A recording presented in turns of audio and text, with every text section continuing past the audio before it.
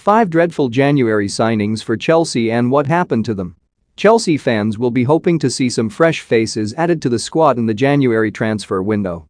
Thomas Tuchel brought in Romelu Lukaku for a club record fee of £97.5 million during the summer, and while big money deals are highly unlikely this month, the German boss will be on the lookout for any potential ways to bolster his squad further. January is often considered a difficult window for clubs to make signings, and Chelsea, like many clubs up and down the land, have got it wrong on a few occasions. With that in mind, Daily Star Sport has taken a look at 5 dreadful signings for Chelsea and what happened to them. Torres's time at Stamford Bridge can be summed up as nothing short of a flop after his £50 million arrival from Liverpool. The Spaniard's Anfield heroics were not matched during his time at Chelsea, and unfortunately he never really got going. He showed glimpses of what he was capable of with some telling contributions in the Champions League, but Torres's Chelsea career never took off.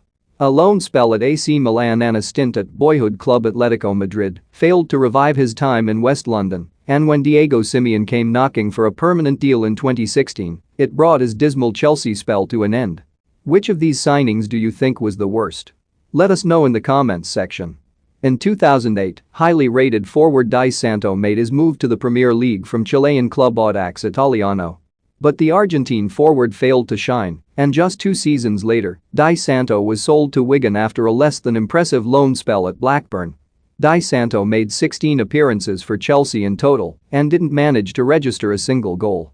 Since then, Di Santo has had spells in Germany, Spain and Brazil, but is now back playing football in his native Argentina with San Lorenzo. After impressing in MLS with New York Red Bulls, centre-back Miazga secured a dream transfer to the Premier League in 2016. Since then, Miazga has featured just twice for the Blues in his 5-year spell at the club, and neither of those performances showed signs of a potential Premier League footballer in the making. Miazga, like countless other young players at the club, has fallen victim to the loan trap, which has seen him spend seasons at Vitesse, Nantes, Reading, Anderlecht, and now Alaves. An easy one to forget, and that's partly because, like Miazga, Pato didn't feature much. But when a player who was once one of the brightest prospects in world football arrived at Stamford Bridge on loan from Corinthians in 2016, fans expected a lot more than they got. Pato's time in a Chelsea shirt got off to the perfect start when he scored from the penalty spot on his debut against Aston Villa, but that proved to be the only time he managed to find the net in his 2 appearances for the club. The Brazilian returned to Brazil that summer and is now with Orlando City in MLS.